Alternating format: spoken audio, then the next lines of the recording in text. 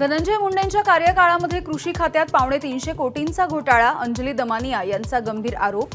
ABP माझाने 7 महिन्यांपूर्वी दाखवलेल्या घोटाळ्याची दमानियांकडून उजळणी।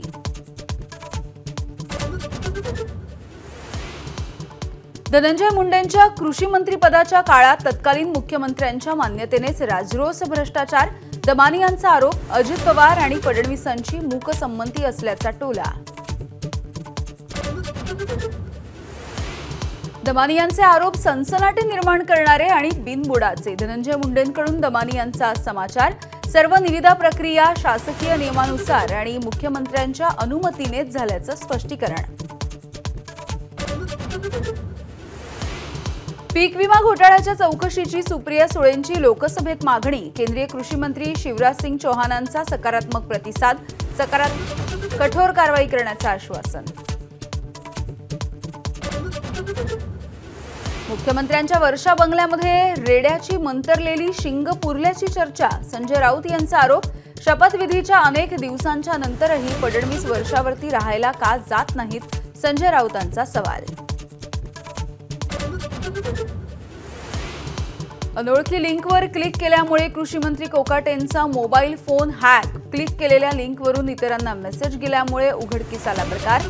काही वेळानं मोबाईल पूर्ववत करण्यामध्ये यश। नारायणगडाचे महंत शिवाजी महाराज मस्साजोगमध्ये दाखल। देशमुख कुटुंबियांचं सांत्वन आणि चर्चा। नारायणगडावरती देशमुखांची भेट न झाल्यामुळे महाराज स्वतःच देशमुखांच्या घरी। पुण्याच्या भंडारा डोंगरावरील महंत नामदेव शास्त्री महाराजांचं कीर्तन रद्द करा, अखिल मराठा समाजाची मागणी। भंडारा डोंगर मंदिर समितीच्या निर्णयाकडे लक्ष।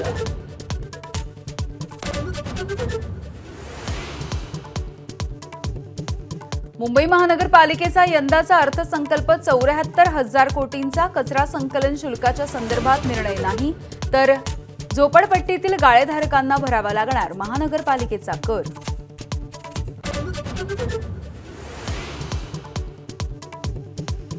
मुंबई महानगरपालिकेतील कथित खिचडी घोटाळ्याप्रकरणी सूरज चव्हाणला हायकोर्टाचा दिलासा। 1 लाख रुपयांच्या जामिनावरती होणार सुटका।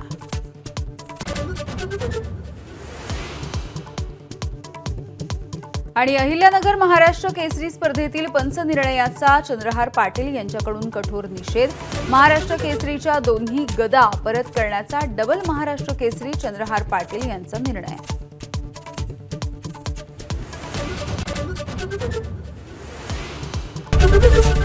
एबीपी माझा, उघडा डोळे बघा नीट।